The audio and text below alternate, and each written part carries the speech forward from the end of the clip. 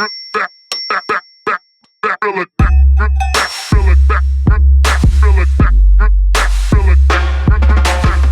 love it though, coming in with the podcast mic there.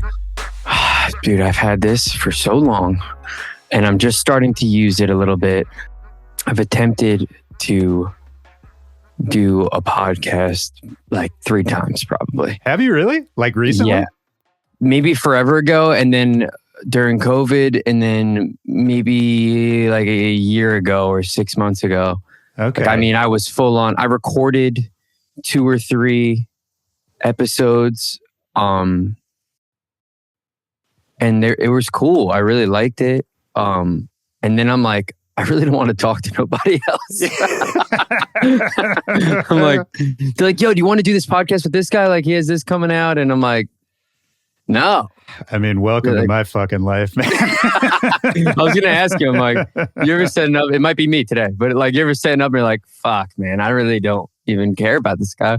It's happened. I'm pretty good about keeping up the goalie as far as like just saying no to stuff I don't really care about. Yeah, man, I love you. Talking to any like actual DJ friends, that's like the best part. It's more now like I've been doing it long enough that, you know, we get a lot of publicists reaching out and that kind of thing. And you know, sometimes it's cool stuff and other times it's just like, yeah, I don't care about that at all. What year was when we did our episode? That's a good question. I think it was, I mean, it had to be pre-pandemic, right? I bet it was like 2019. Yeah, it's 2019, I bet. Yeah, like 2018, 2019, something like that. Yeah. Because it's funny, I have like a day-to-day, and she was like, hey, there's this podcast done by Willy Joy that I'm like, oh, yeah. I did that fucking, I don't know how many years ago. I'm like, yo, sign me up. Like, let's do it. Dude, absolutely. You know what I remember about that one? Well, a couple things, but what I remember about that one is like, I think you were either just exhausted or hungover or something. And you were like, could I do this like laying in a bed? And I was like, yeah, we could do that. And I think we did it for like 5 minutes. And then you were like, no, it's too weird. It's too weird. Yeah.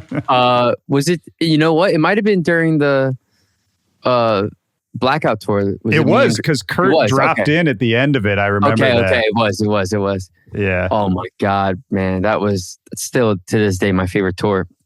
We're actually bringing it back. We're planning on some stuff, but I just did a back-to-back with Kurt for the first time probably since then, and in Miami, and it's just so much fun.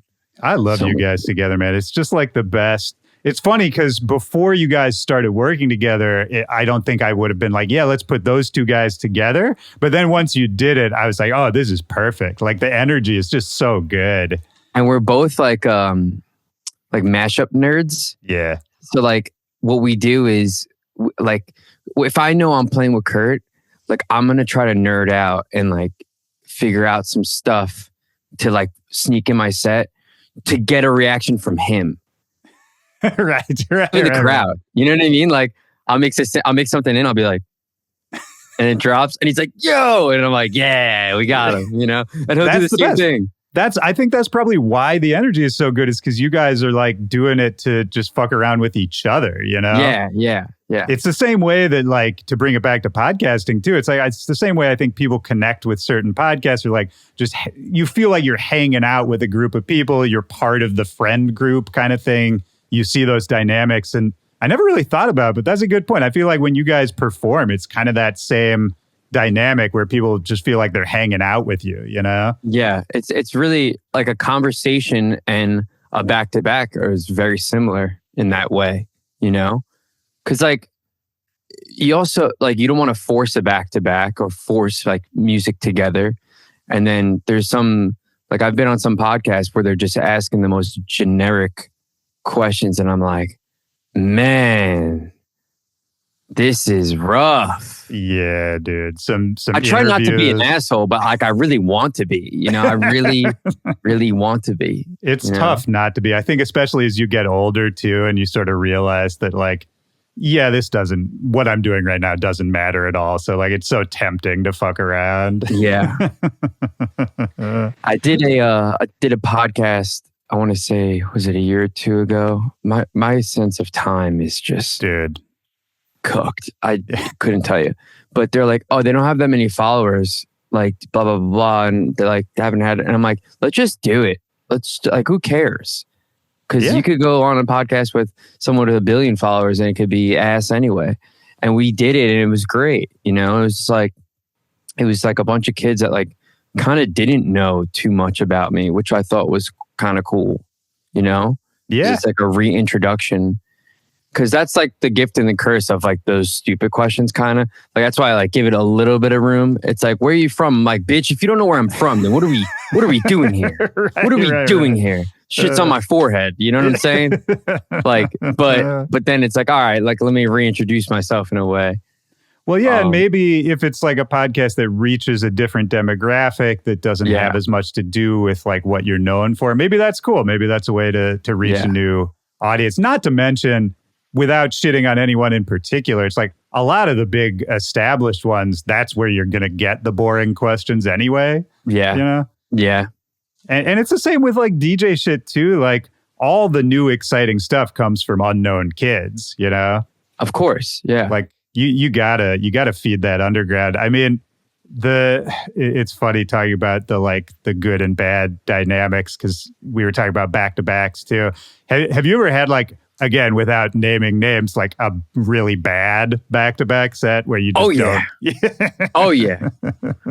I actually forget who it was. Not that I was going to name them, but I forget who it was. Well, it's funny because I think people don't realize too that sometimes, especially for these like festival back-to-back kind of things, like it's not like the artists deciding they can't wait to do this. You know, it's like promoters are just trying to like make something happen sometimes. There was somebody that...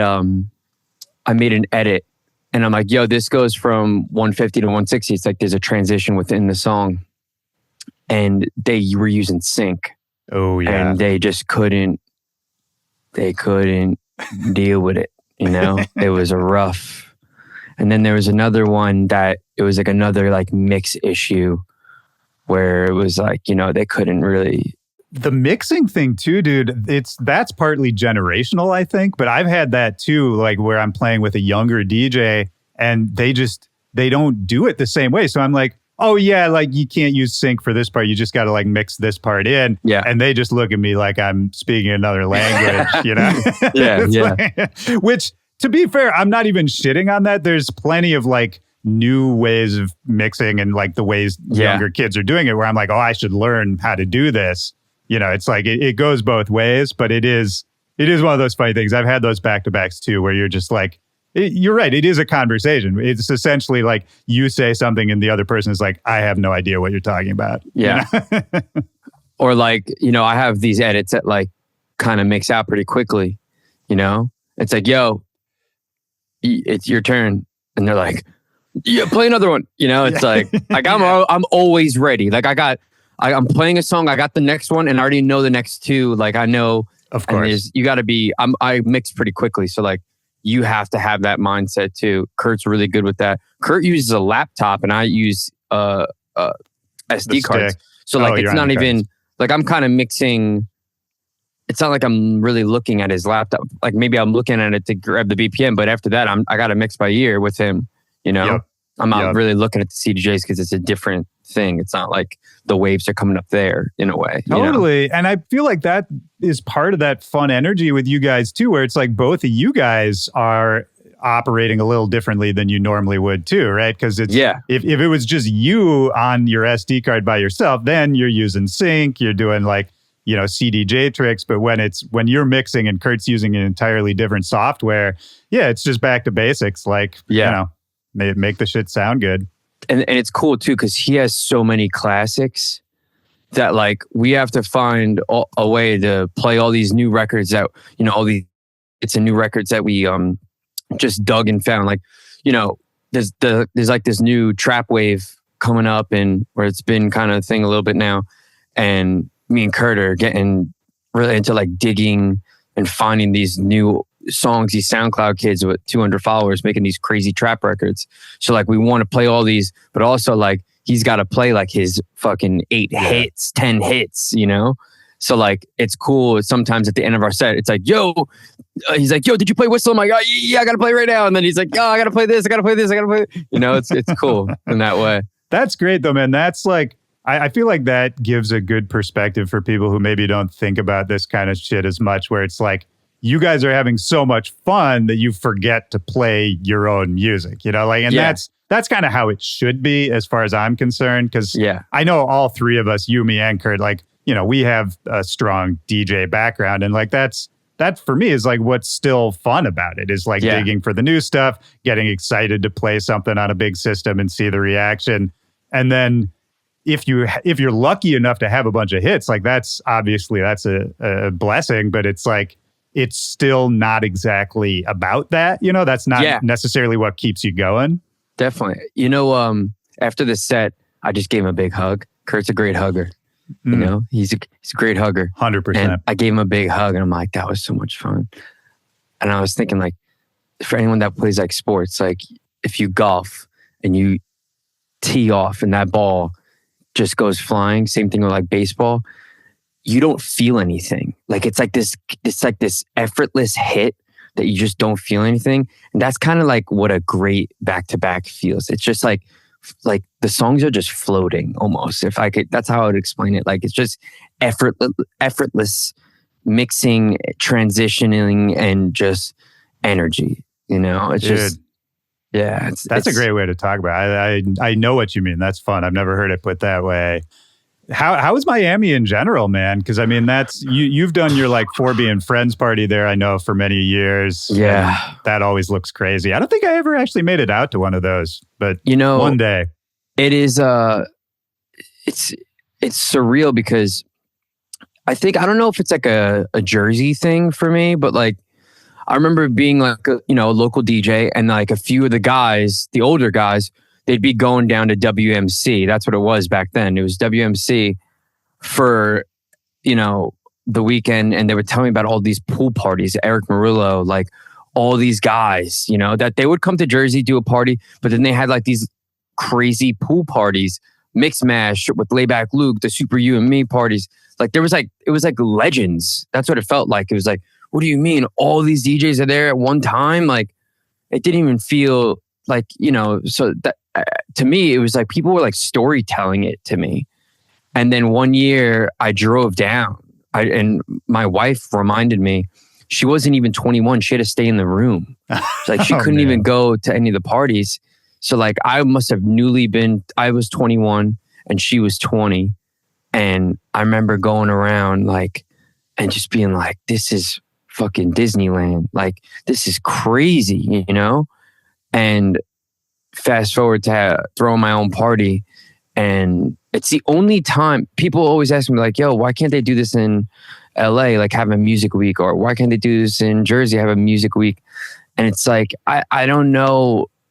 You need the festival to be built around it so everyone's in town. Yeah. But like, there's like a culture that goes into it, So it could only happen there. And I'm so grateful that I've been able to establish, because now like it's just a thing, it's a thing. It's fucking crazy. Just do you always throw it at the same place? No, not the same place. The last 2 years was the same place, but they changed names. But that was the first time I came back to a venue, I think. Every year we've kind of switched it up. The venue I played at, I love. Which one really was dope. it? It's called UVA. Okay. And it's just a box. It's like a rectangle. And that's, to me, but the crowd's close to you. Like, I don't want to be too far away. I don't want to be too high up. I got 2 VIPs next to me, and that's really like, maybe there's VIPs in the back. It's not really a VIP based party. And it's just, I was explaining this to someone the other day too. Like, I love house music, but to me, the best kind of energy is these motherfuckers raging. I mean, I don't know how they do it for that long, I mean, I know kind of probly how they do it that long. I was going to say. Yeah. But like, I'm just talking, not even moshing, but just like, in the moment, just losing it. Like, I love that shit, They don't care. Did you used to have that, I guess, is the question? Because I think it's like the audience for clubbing, it just keeps cycling out, right? Like, it's just a young person's game, and we just keep getting older. But like, did you used to have that kind of energy? Because I can remember when I was like late teens, early 20s, like I could easily do that, just go insane all night long, not think about it. But I go insane all night long, but I don't know if like I probably, I bounce around in the booth and shit. I probably still, I'm fucking hurting from a week ago. I swear to God. I swear to God, I can't do it. I party hard though. I drink every day and every night those 3-4 days. But like, I just went to the gym finally today because I'm like, I gotta sweat or something. Right. But like, I've just been sleeping and, I can't do it. To be honest, I'm even impressed that you still got a bender in you, man. Because even for me, like for a few days, I can't do that shit anymore. I'm there's like a famous like John Elway speech when he's like, gave it my all. Like I'm not what I used to be. Like, yeah, you left it all on the field. I really left it all on the field. Like I'm coming to my end of that. I know I'll never stop drinking. I just love it too much. I know that sounds insane, but like, nah, that's fine. I love the casual drink. I love sitting at a bar and, hey, you want a drink? Talking to meeting a stranger, just that bar talk. I fucking love it. Some people like going, I don't know, going and grabbing coffee. I like sitting at a dive bar and getting a $3 drink and just talking. On Thursdays, my friends come over. We watch sports. I'm going to start streaming now on Thursdays, the most I can. And I just love having a few drinks with the boys. It's, there's nothing like it. No, of course, man. Yeah, I completely understand. I did the dive bar thing for the first time in a very long time a few months ago. I was like, yeah, this really is the best. Because that's back when I was in Chicago, that was like, 4 or 5 nights a week doing that kind of shit. I'm sure it was the same for you in Jersey when you were young. That's like, over now. Like, to be honest, no one kind of does that. It's no one that I know, like, it used to be that though. It used to be you're out 4 or 5 nights a week, Of course. I think that culture in general, I think isn't really a thing anymore. I always wonder because there's like in like popular discourse, a lot of talk about like, Gen Z isn't drinking as much, isn't going out as much. And like, I always wonder how much of that is true versus how much of that is kind of a narrative that's more related to just like how culture is changing in general. Because, I still see plenty of young kids going out and partying every weekend, But the thing is, you got to realize, right? So streaming wasn't a thing. And streaming, like I'm doing it, right? But like I still can't wrap my head around the people viewing it. I know that sounds crazy, right? No. I had a similar, keep going, but I had a similar experience. Like I don't understand people that watch people play video games. Can't figure it out. Someone explained it to me. It's like watching professional sports. And I'm like, okay, but you can't play in the NBA. You can play Fortnite. And they're like, yeah, I guess so. So I don't get that. I don't get, these big live streamers that I fuck with. I think they're dope. They just stream all day, just doing nothing really. Just like, and there's thousands of viewers. And I'm like, wow. So that's a thing, right? That's a thing. Yeah. People used to have to go out to meet people.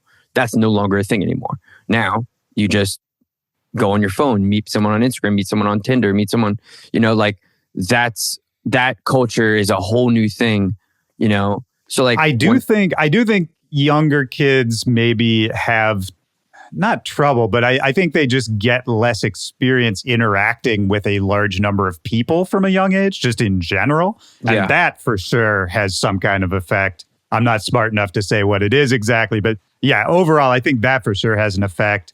But wait, what are you streaming? So I do just like an hour DJ set. And then like for tonight, I do like an hour DJ set. And then I planned on like talking about the new Skrillex album. And mind you, I have like this set up where it's like me or some of my friends, and then I'll be another screen with me DJing or my friends DJing. And then I kind of wanted to gamble on stream tonight with like, and I feel like Drake ruined gambling because he was like doing $1 million blackjack hands, which I don't even think are real, honestly. But like, so like we're gonna throw like $100 on there and let's make magic happen. You know what I'm saying? That's really it. I like that. That's fun. But to go back to the going out thing, I think the biggest change, and that's why I don't think it is happening. Well, I do believe there's like a health shift. You know, I do believe that. So I've been hearing everywhere from promoters that they're changing the layout of their club. They used to have 12 tables, now they have 6. Right.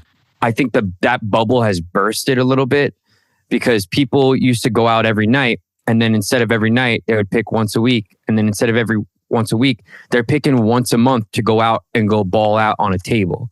You know, I think those days are kind of done because they want to go out more.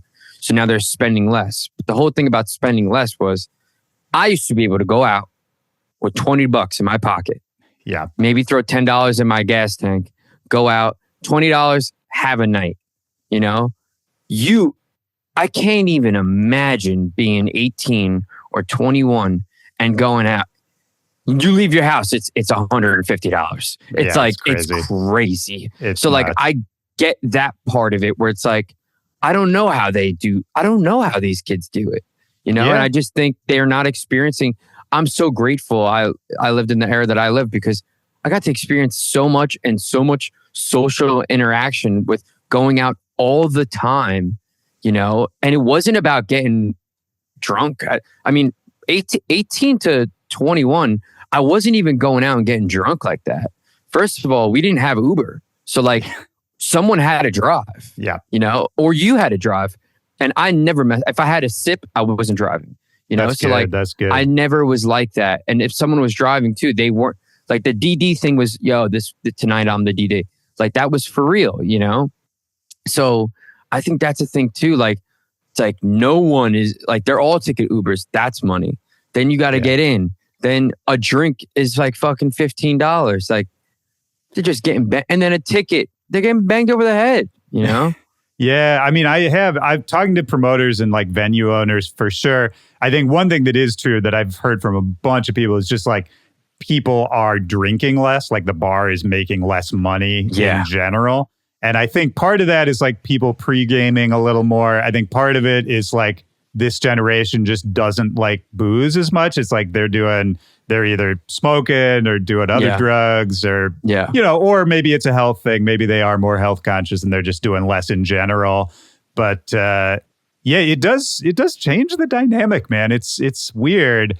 It's funny. Now you got me nostalgic thinking about like, when I was a kid too, it was sort of the same thing where you knew you were going out a bunch of times that week anyway. So each time was sort of like, it just became a routine. I don't know. It was less of an event.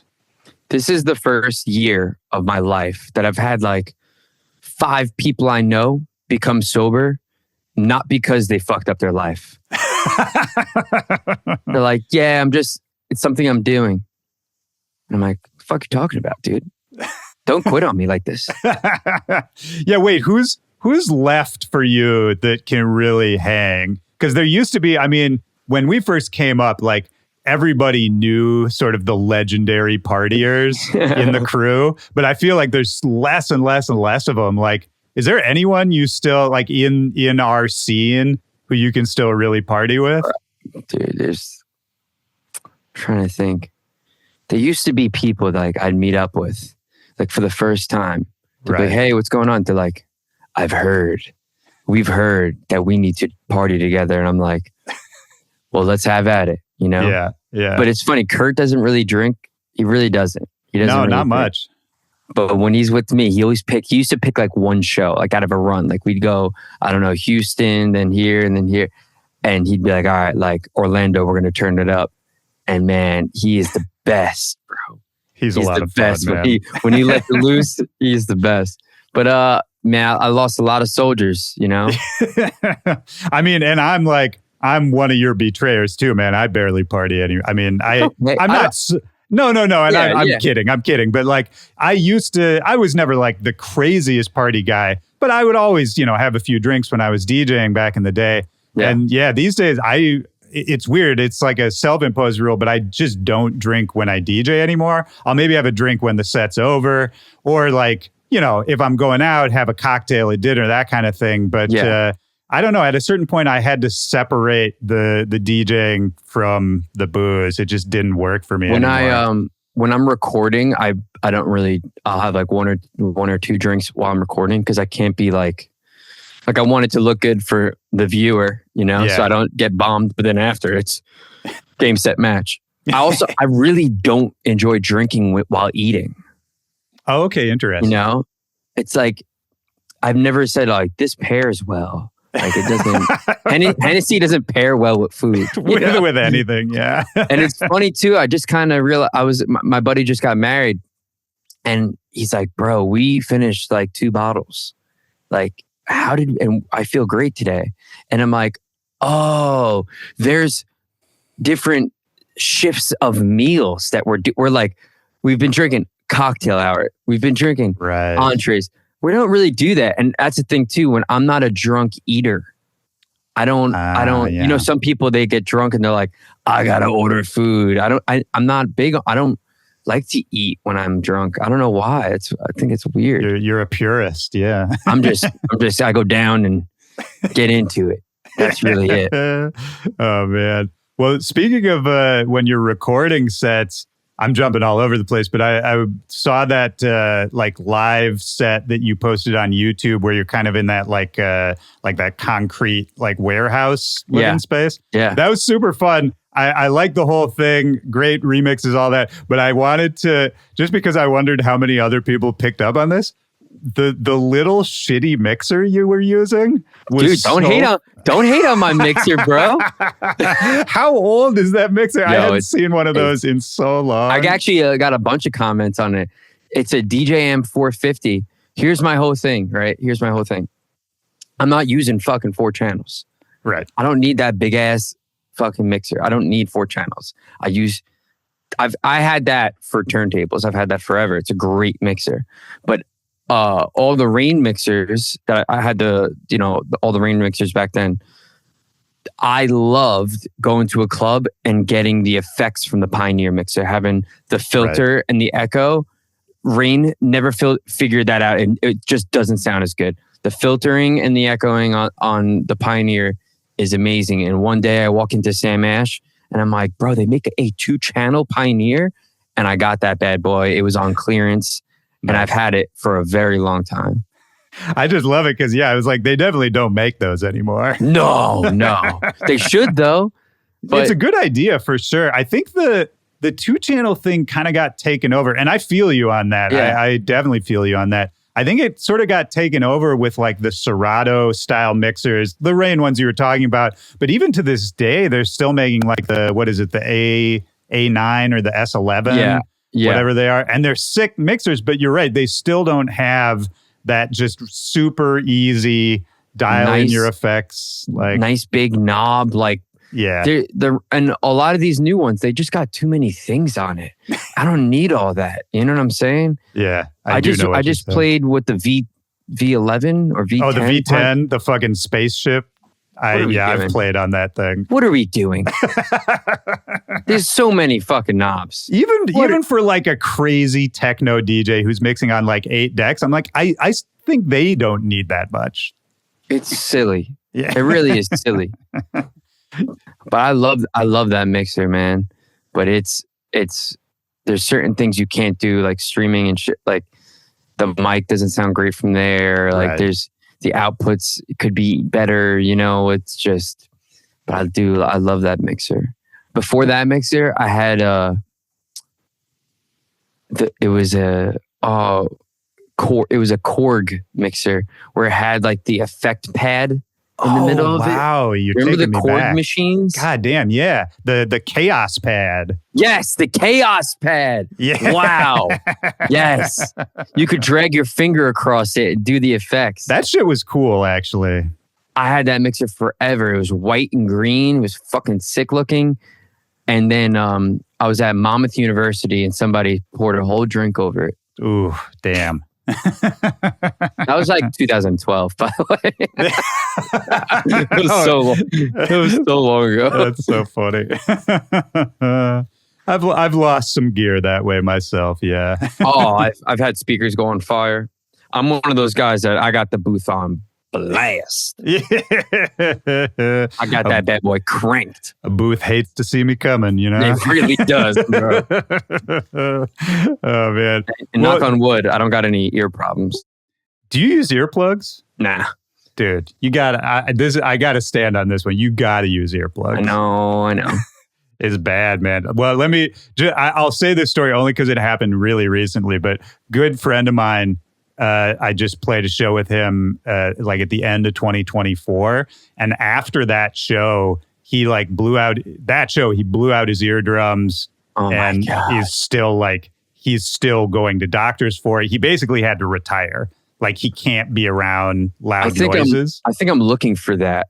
Like I'm looking for a forced retirement. I mean, it's literally that for him. I will tell you, it's not pleasant because he's got this constant like sound in his ears now. He's like, I can't concentrate anymore. It's like that to that point. No, that's terrifying. It really is. Yeah. So when I was 15, I used to play this club every night for like 2 years. Every single night. I'd come home. My ears would be like, oh yeah, and that hasn't happened to me in like over 10 years. That's weird. I wonder. I think I have scar tissue. Like I think I've built up. That could be, but I'm still gonna say that doesn't make you safe, my friend. No.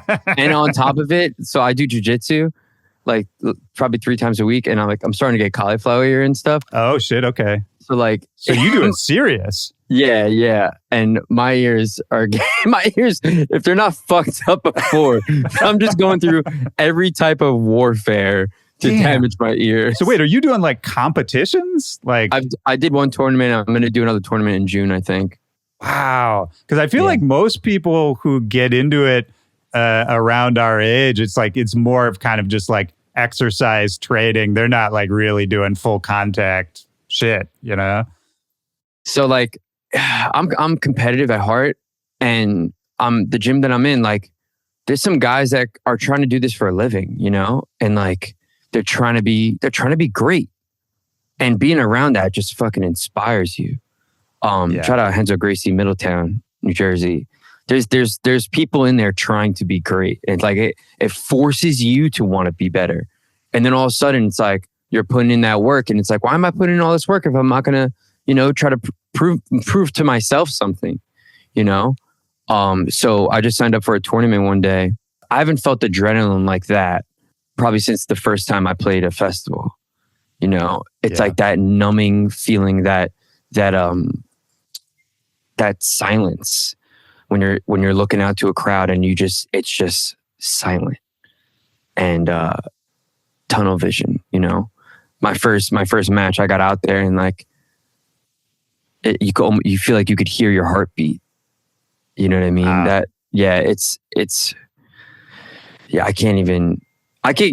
I first went to a match with my friends competing, and my arms are so sore the next day from going like this.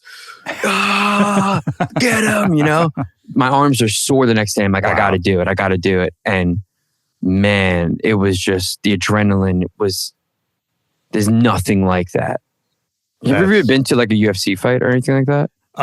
No, I've never been to UFC. I loved like WWF when I was a kid and got to go to some of those matches. I still remember that from being a kid, but I think that's probably about the closest I got. So I always tell everybody, like, I've been following the UFC forever, but like, all right, let's just say you're not the biggest fan, right? Just look up like one fighter that's fighting soon, right? Look them up and then go see a fight.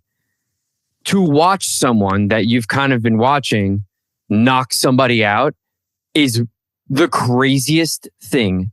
I can't, it's like more than a buzzer beater because it's so unexpected. A buzzer beater is going down, right, and you're watching the seconds go down and they have to hit the shot, and it's like, whoa, a touchdown, they have to score.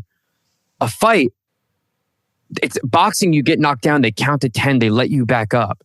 UFC, once you get knocked out, it's over. Fight's over, you lost. So like you're watching this guy, and all of a sudden it's in the split second, boom, they're knocked out, and you're like, everyone, the entire stadium stands up.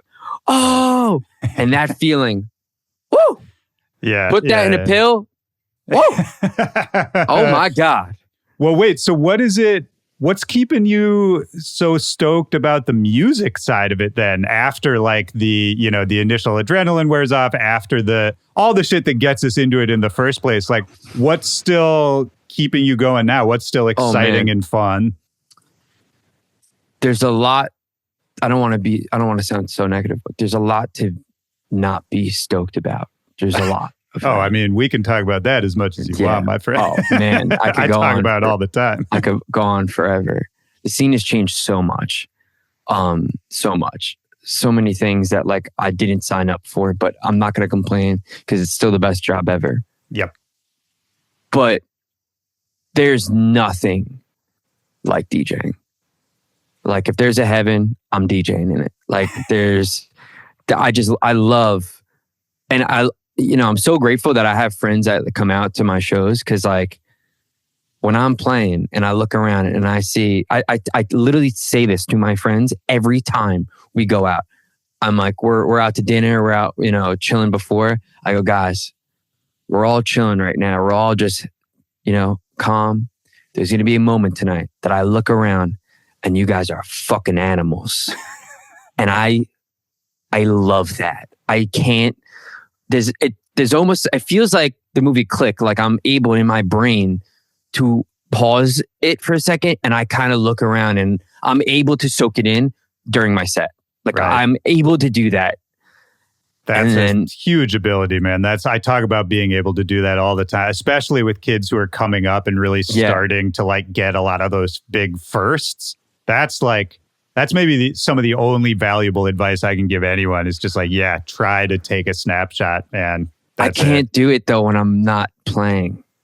No, I know what you mean. Absolutely. No. My wife texted me today. She's like, I feel like you've hated me since we got back home. I feel so bad. I'm like, I think it's just the come down. Honestly, it's what it is. It's tough to explain that to other people. Like, she'll be like, oh, like, we're not going to go out after your show on Sunday. We're flying Monday.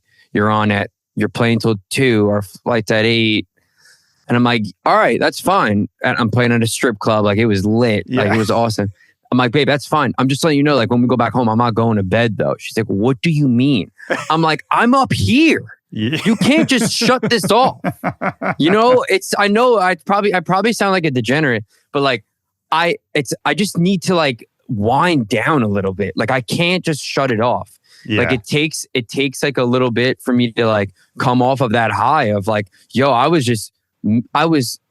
over here as a puppeteer playing with you guys, and I love that feeling so much and it makes me feel so good. And then all of a sudden it turns off and I still got like that buzz inside me. Then I'm like, okay, turn it off. And then I get back home and, I see my baby. He's the best. But then it's like, wait, where is your baby during this time? During this time, he must have just got up. Guy loves to sleep. Oh, I just meant like when you're DJing at the strip club at 2 a.m. my mom had him. Okay. But yeah, he was just taking a nap. I think he's up now. My mom had him. But I love that. I love being a dad. But it's more of like I don't have another show till the end of the month. Yeah. And it's just like, It's tough. I mean, if you're anything like me, and I feel like I'm connecting with a lot of what you're saying, because it's all about DJing in front of people for me too, at the end of the day.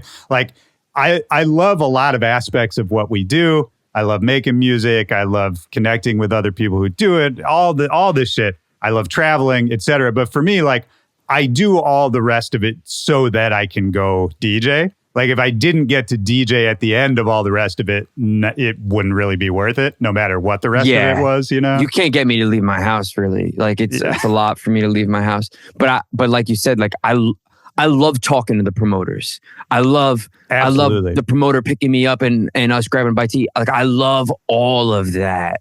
Like it's just like second nature to me. Like I like when my agent's like, oh, you should talk to this guy. Like, and I'm like, let's go. Like I could talk to anybody, like I could really chop it up, make them laugh. Like I think it's gotten me somewhere by doing that, and I like bouncing around to parties. That's why I love Miami Music Week so much. I like bouncing around to parties, seeing DJs, connecting with them, building relationships. Like I love doing that, you know? But I'm not going to explain this great, but like I have this party, you know, a few hundred people, 1,000 people, whatever it was. And it's my party and I'm the headliner. And then next thing I'm home and I got to fucking take out the trash. Like you're like at 1 second, I feel like a superstar. And then you're asking me to live this regular life. You know what I mean? Like I'm trying to, and there's parts of it that I love. I got a 90-year-old neighbor that I talk to every single day. Every single day we talk. He gives my dogs treats. I love that life.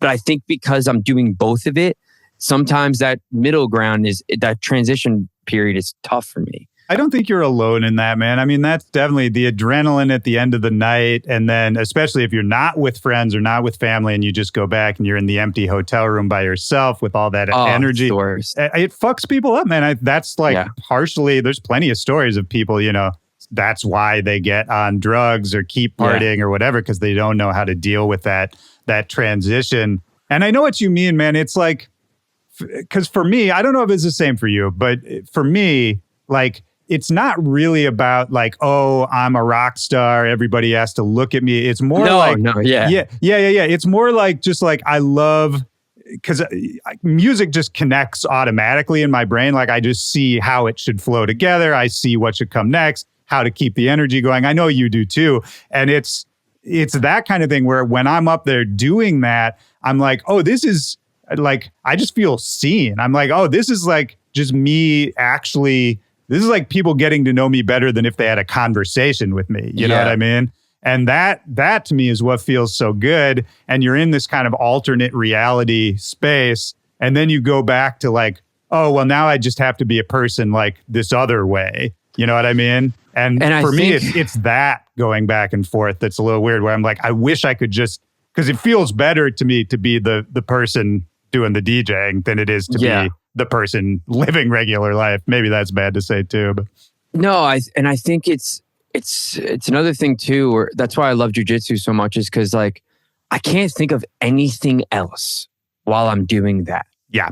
While I'm fighting, can't think of anything else. I'm like, what is happening? I'm about to get choked. When I'm DJing, my only job is to make people dance. And I think I'm pretty good at it. You know, at least I know how to navigate it. When I'm home, I'm like, okay, it's like I'm living through this schedule, but it's hectic, you know? It's, I got to do the grass. My kid has to eat. I'm so good at navigating this one thing. I almost wish I could just do it, you know? Right. I wish I could be on a 24-hour live stream, you know? Yeah, but that wouldn't work though, because I can't connect to viewers.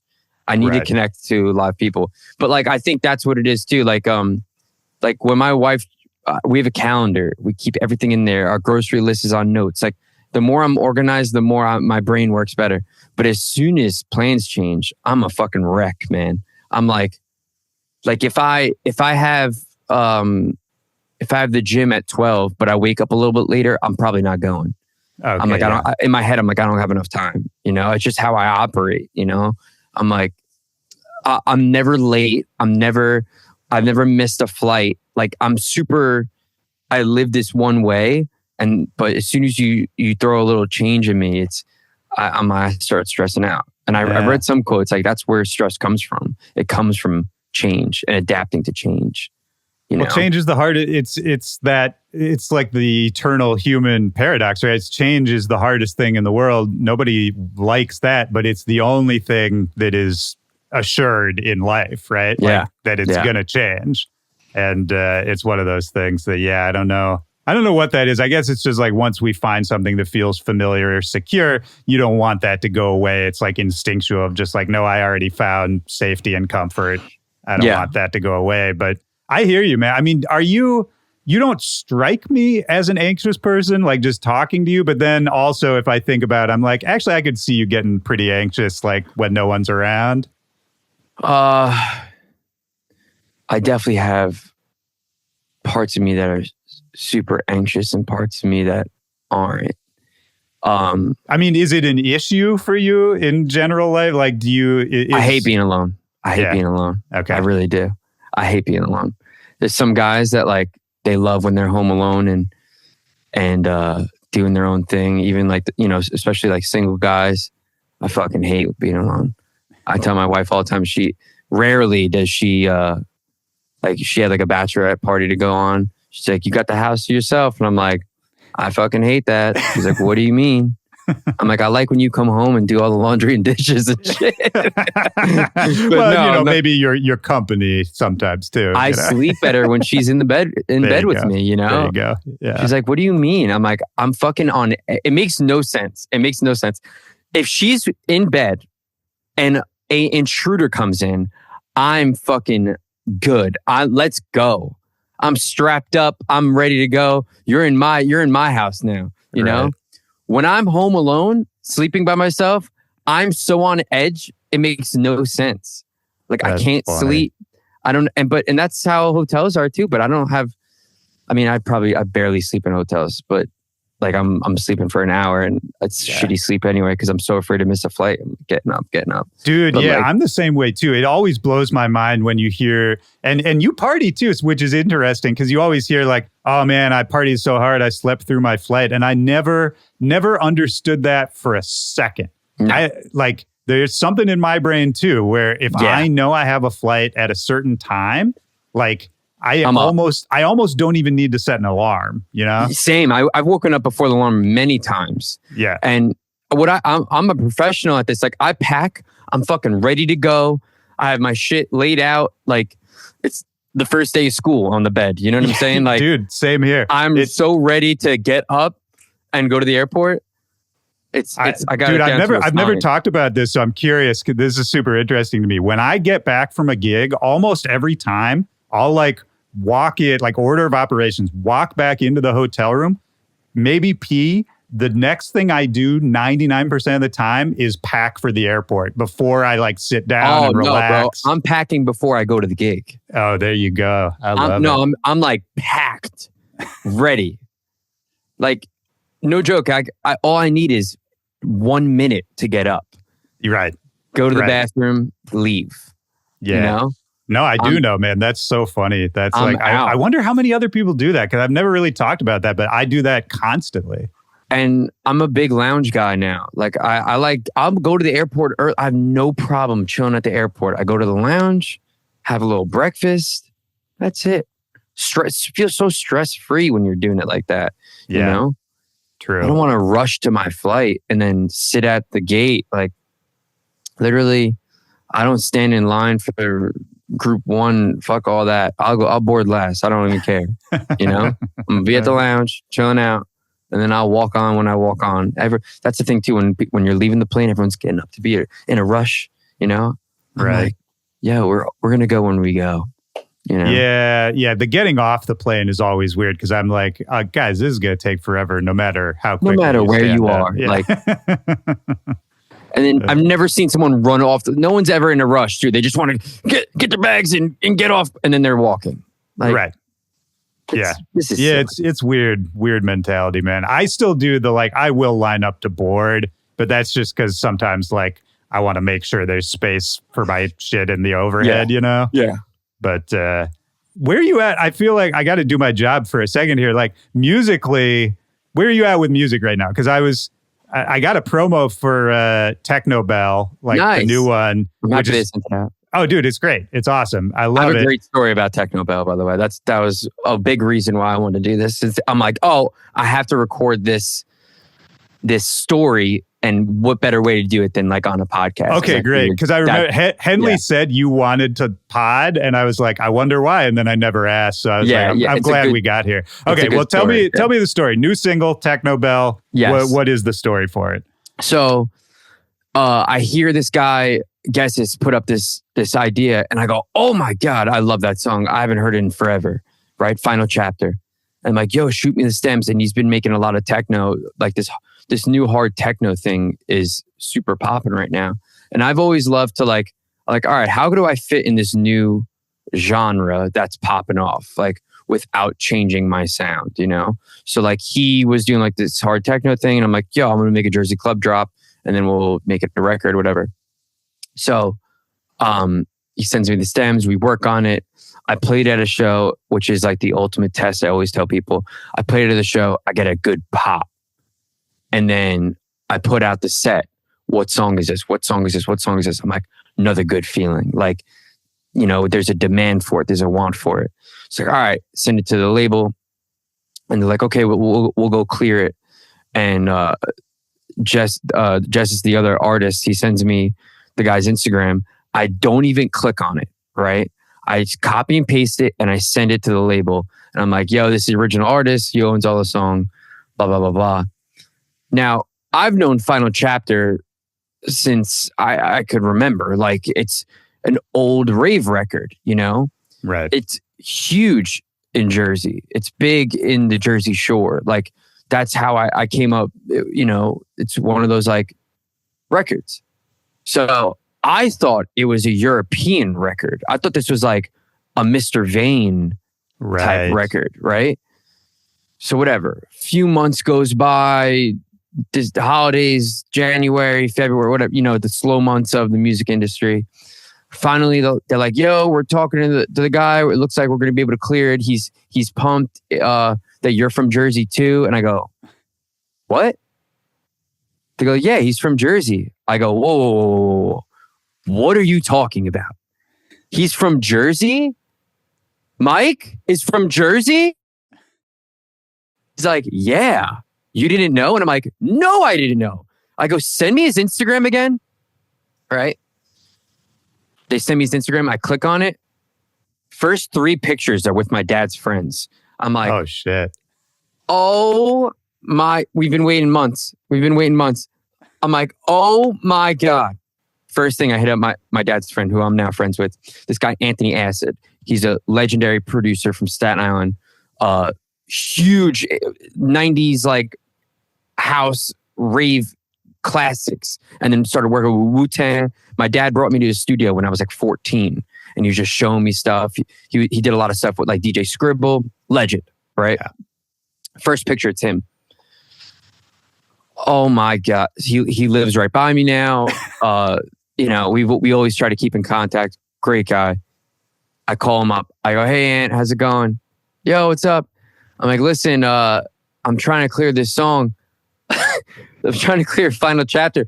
He's like, do you want me to call Mike right now? I'm like, no. It's fine. Just send me his number. I'm going to call him. He's like, you sure? I'll call him. Just tell him who you are. Like, and I'm like, I already made the mistake. I feel like such an idiot. So he gives me his number. I call Mike. I'm like, hey, Mike, it's Bobby 4B. Hey, what's going on, man? I go, dude, first thing I got to say is, I'm fucking sorry, man. He's like, why? What's up? I go, I'm a fucking idiot.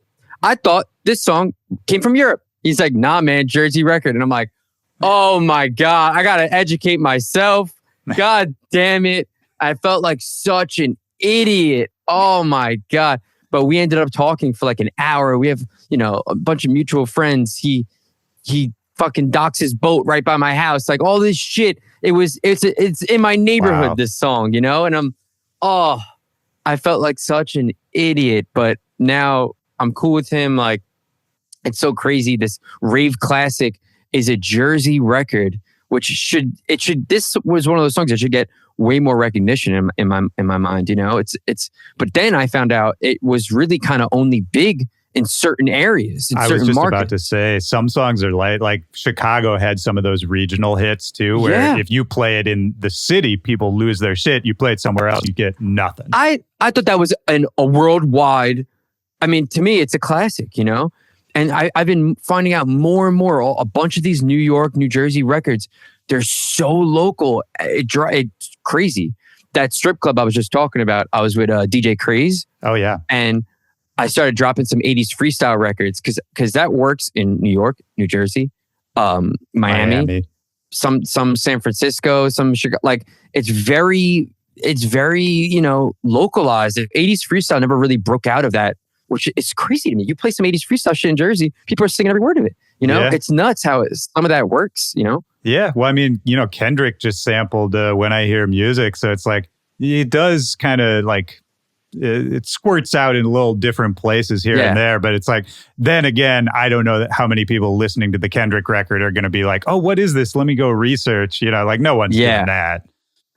Yeah. I wonder if it, for people that don't know, I wonder if it still feels familiar, if that makes any sense. That's a good question. I do think, I strongly believe, because, now there's sort of like, there's like a culture of like, well, we don't want to pay to clear the sample, so we'll just get it replayed or whatever. And that shit drives me crazy, because you lose whatever that magic is that's in the original sample. It's just gone for me. Like even if nobody else notices, I'm like, nah, it doesn't feel the same. I don't know. There's like that saying, like, if it's worked once, it'll work again kind of thing. Yeah. I think we're in this new wave of people were gunning towards those streams, gunning towards the algorithm. And now for the first time, which feels great, is like these new trap kids and new kids, like, then like, I feel like SoundCloud's coming back a little bit, and like, they're like, we don't give a fuck about Spotify.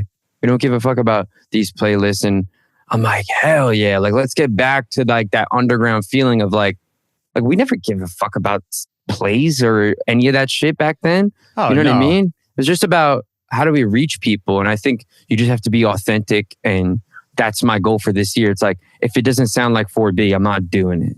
That's why I started a little house side project to be like, yo, if I really enjoy making house, but like, it doesn't sound like 4B. So like, I don't want to confuse my own fans. Do people know about that? Can we say what it's called? Yeah. It's called Rosario. Okay. Awesome. I kind of soft launched it. Like, I made one post and whatever, but I actually opened up 4B and Friends in Miami as Rosario. And it's like a cool little fun thing. I just signed 2 records to Confession. Like, oh, nice. And I think I'm going to kind of do it like that. Like, I'm going to just kind of soft launch it. I put up a video like, hey, what's up? I'm Rosario. And this is my brand new remix. Like, I just did a remix for Aoki and David Guetta. And like, you look just like 4B. And I'm like, I get that a lot. I'm that's like, so funny. Like, I'm not trying to do no gimmick. I'm not trying to do like this crazy hard transition. Like, I'm just going to have some fun over here. And whatever happens. I'm never giving up on 4B. I just love it too much, Oh, dude, like, that's perfect. Yeah, I do love house. I've always made it. Like, when I started touring, I was just doing kind of 130 BPM type stuff, like the Bumbleclot era and, like the Jungle Terror era. So like, I kind of just want to have fun, but not confuse people, because that's a thing now, Yeah, no, for sure. I consider myself open format, but that confuses people in today's world. Well, and I wanted to ask you about that in regards to Techno Bell, because, obviously that is like embracing the hard techno sound that's really big right now. And I feel like you have this ability that some of your peers don't have, where you can kind of dabble in other sounds a little bit and get away with it and not confuse people to a certain extent. And not everyone can do that. Just like drop a song that kind of has a bit of a different genre in it, that sort of thing, and just have it all fit with what you do. And I was trying to think of why that is. And I'm like, people associate you so strongly with Jersey and with club music. Yeah. I'm like, maybe everyone just knows that like that's never really going to change. And that's why you can get away with kind of messing around with other sounds a little bit. But do you have any thoughts on that, of like what that is about the way you've built your career, where you can kind of experiment a little more than some people? I always say that, like, if you go on my Spotify and just hit play, I want it to sound like one of my sets. So like, I want it to be diverse in a way where it's like I play everything from 128 to 160 in my set, maybe even higher or lower. Like I want my set to be fun. It's for the people that listen to everything. Like, the other night I played Creed into Dash Star. Like, nice. It's ridiculous, but like, it's a fun set. Like, and I'll always be an open format DJ, but that's the gift and the curse of why my music has never, in my opinion, why it's never popped, because you can't teach an algorithm that. Yeah. Which 100%. Is okay. If that's my vice, if that's why my shit won't ever be up there, I'd rather you remember my DJ set than one song. Dude, absolutely. Yeah, I've never heard it put that succinctly, but you're exactly right. I feel completely the same. And I mean, there's a point I feel like a lot of people get to a certain point and then they're just like, well, okay, I got to make pop music now, or I got to make something that the algorithm does embrace more. And their sound changes. And, sometimes it's good, sometimes it's not good. But it's always a little bit of a bummer to me when people do that. And it's always something I appreciated about you. You've just been so consistent with your sound, and the music has stayed at such a high level of quality. But it's just like, no, this is for the clubs, man. This is for us to have fun. And I've made those attempts. I definitely have. Like, I've made those attempts. Like, let me try to get a hit, And I don't regret it, because I was trying. Like, I still did really love the song, and I just wanted to make something that I don't know, if I'm in a restaurant, I could be like, hey, check out my new song. Like, right. I've always kind of wanted that. But like, then it was like, for me, like, all right, that's not in the cards for me. I'm just here to make energetic, club music. I'm not going to try to be someone that I'm not. And that's who I am. I'm in the club, Yeah. I think you're an energy guy, I think, for sure. And I think of myself in a similar way. I think that's why I've always liked what you do a lot, where it's like a lot of it is sort of instinct and intuition. And not that we're not good at what we do, not that we're not good at making music, but it's just like a lot of it is just about how it feels, rather than like, the most beautiful composition or arrangement or whatever it is, It's just like, nah, this shit's got to feel good. The energy's got to be right. Yeah. I'll still probably always try to make some type of attempt to incorporate my sound into something that's a little bit more listenable. But listenable. yeah. That's really the only way to put it, because it's like Pop That was such a big song for me, but if you play that to someone over an iPhone, it's going to sound ridiculous, No, I absolutely know what you mean. I'm not saying you shouldn't do it. It's like everyone should do whatever they want to do. Yeah. But it's just sometimes you can tell that people are doing it just so that they can fit the algorithm, or like, and that shit is just such a bad look. Yeah. What do you think about, have you really dove into the Skrillex album? I gave it a couple listens. I mean, I love it. It's like, for me, it's perfect, because I love old hip hop mixtapes with crazy drops and like hosted stuff. Like, I've always loved that. It reminds me of like, shout out to DJ Smokey, who I know has been doing this like kind of crazy hosting shit for a long time. But for me, like the first time I really heard stuff like that was like the Clips, We Got It for Cheap kind of stuff that Clinton Sparks did way back in the day. And it just had those. I remember arguing with my friends about how many drops are in that mixtape, because it's like every 20 seconds you can like barely listen to the song, because the drop is like twice as loud as the music. It just keeps happening. And for some reason, it connected with me. I love that. So I loved hearing it presented as kind of a mixtape. And then otherwise, I think it's awesome, man. It's like, it's almost like Skrillex commenting. I saw Kill the Noise say something about this. It was like, it's almost like Skrillex commenting on Skrillex, Because a lot of these songs are like old things he teased that never came out and kind of became part of Skrillex lore. If you were like a crazy Skrillex fan of like, oh, this thing he played in 2009 that never was heard from again. And then all of a sudden he brings it back like 5-10 years later. And that's just a cool nod to the fans. I think it's a cool way to like still be like the most famous DJ of all time and still like keep it fresh, Like it's the opposite of what we were just talking about. It's like the least pop move he could have done. Which is so needed right now. I'm not gonna lie, the first time I heard it, I'm like, what the fuck is this? Because it's super weird. I'm like, I'm trying to skip through it. You can't. You can't. You cannot skip to a song or nothing. And I'm like, wow, my brain is programmed to be on Spotify. So at first I'm like, what the fuck is this? Like, I don't know. This is so overhyped. And I'm like, I just had this conversation with Julio from GTA. And I was like, yo, I remember he came to my studio and he showed me the Joyride album. And I'm like, eh. And he's like, what? He's like, yo, it's so fucking sick. And I'm like, nah, I don't really think. And then a week later, I'm like, listening. A week later, I'm in my studio listening to me. I'm like, oh, this shit's fucking insane. That happens sometimes. You know, you have to, first of all, what mood are you in? There's so many variables. You can't judge anything on one listen. Not at so all. The first, I'm like, I can't even skip through this. It's not even in this format. And then like the next day I'm listening to it, I'm like, wow, this is some genius shit. I'm like, fuck, this is the dopest shit ever. I'm like, a mixtape? I'm like, and I hit up all my friends. I'm like, yo, you think this was harder or easier to make? They're like, maybe it's easier to make that because you could do like half songs. Like, it doesn't need to be completed. It could be one drop. And then I'm like, yo, this is the dopest shit ever. I think it's so sick. And a bunch of it is like old music. So a lot of it he already had parts of sitting around. And a lot of it is like old collabs and stuff too. So he can bring in a bunch of friends. I think it's awesome, man. So dope. Yeah. Because I told Kurt when we were starting to plan like this new Blackout tour, I'm like, yo, we should do a mixtape, right? But I meant like a mix. Right. This is a whole nother ball game. This is a mixtape of original music. Like, this is a whole nother ball game.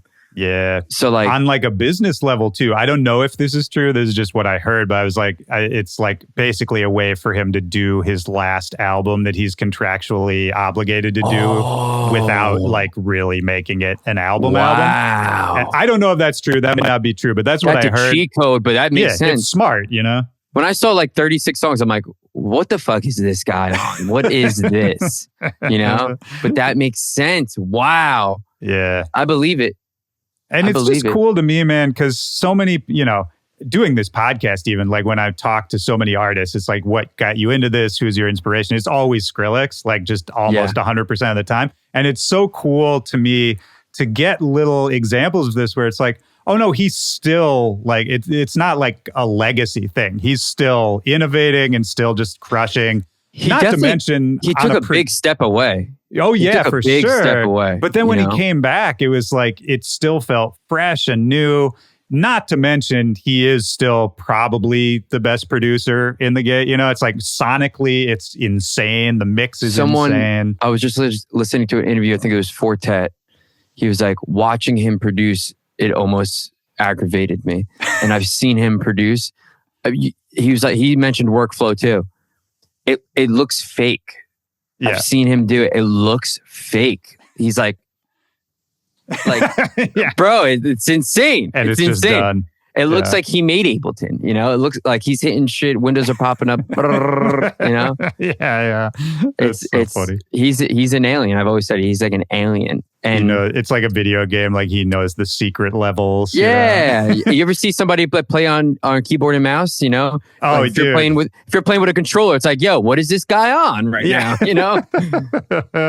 You just took me back, man. Yeah. When I was like a teenager playing like Doom 2, the first time I ran into somebody who was using keyboard and mouse and they just smoked me, I was like, fuck, dude, I didn't even know you could do this. Yeah. But yeah, I think it's so needed right now, man. We're in the weirdest time ever. I can't explain it without sounding like I'm hating, but I'm not hating. And I'm grateful for where dance music is, and it's bigger than ever, you know? But I'm trying to explain to like my 21-year-old brother, it's hard to compare the top 3 biggest dance artists today to Swedish House Mafia in 2011. Sure. But the people today are doing numbers that those motherfuckers weren't doing. It's true too. Crazy. Like peak Diplo compared to these guys right now. I don't even, I can't even say that out loud. Like, you know what I'm saying? Like that era, that golden era of EDM, 2011 to 2016, 17, whatever it was. Like, these guys right now are hitting these new peaks that I can't even fathom. Like, it's insane.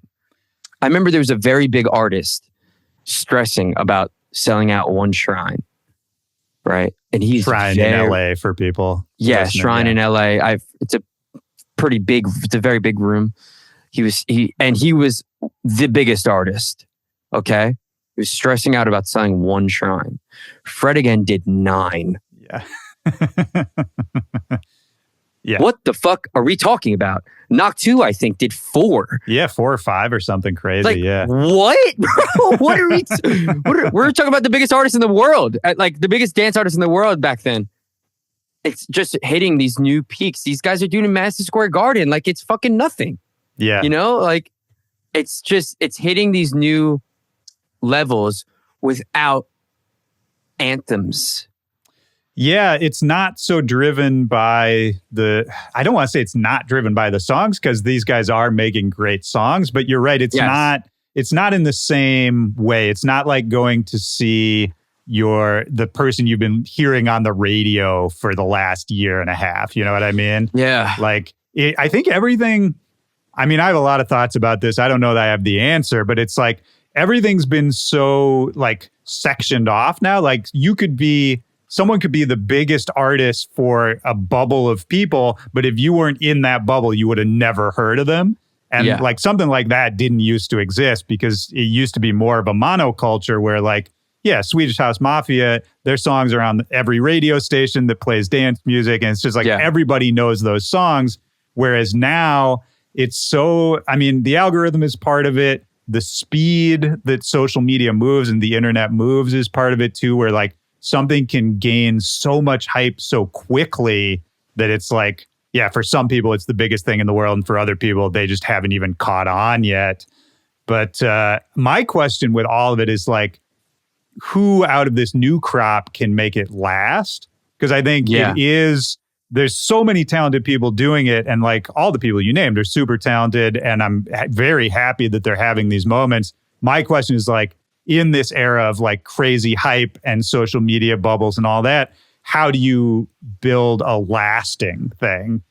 And I don't know, I think Skrillex kind of had it right to a certain extent, where it's like, I think you do have to go away for a little bit sometimes. Yeah, I've been thinking about that literally today. Because Joyride made a post and he hasn't released music in 5 years. It hasn't really been touring. And I bet you when he's going to come back and be crushing it. It's going to be crazy. I'm like, fuck, man. I wish I could financially take a fucking break, dude. Well, do you know him? Do you know Joyride at all? Yeah. So he's like, I don't know him well at all, but you know, he was like, I hope I can say this. I don't think he'd mind me saying it. You know, he was like basically like building a studio complex in LA for years. And beautiful. It's gorgeous. You've been down there too. It's so nice. And like, yeah, a lot of the homies are working in there now. And I talked to him about it, and he was just like, yeah, man, I like working with my hands. He's like, this is fun for me. I can build a beautiful thing. I can work at my own pace. You know, a lot of these new artists, they're not playing support for people. That was big when I first came up. Yeah. They're not like, they're taking it, you know, these guys like Knock 2 and ISOXO, they only played like 200 cap, 300 cap rooms. Very sold out every show, sold out, and then went big. And that's the way right now, you know? Yeah. That it was so different back then. It was like playing support, getting on a festival. They've done it so selective that they cause so much demand, and now they are just killing it, you know? So I think that's a big part of it too, about like, back then, I was playing every single show I could because I needed some fucking money, you know? Dude, straight up. Yeah. And I was so hungry for it. I wasn't even thinking about it. I was like, if anyone was like, would let me on stage, I was there. You know? I was there. I was taking I never said no to a show, you know? Yeah, 100%. The kids are savvier now too. They are thinking about this shit way earlier. But I mean, I don't know how the fuck they eat. It's a good question, man. I mean, yeah. Some of them are still living at home. Some of them you know, people have side jobs for sure. I know some people are open about it. Like shout out to Tsunami. I don't know if you know Tsunami. She rules. She's out in LA and like she's a great producer, killing it, awesome DJ.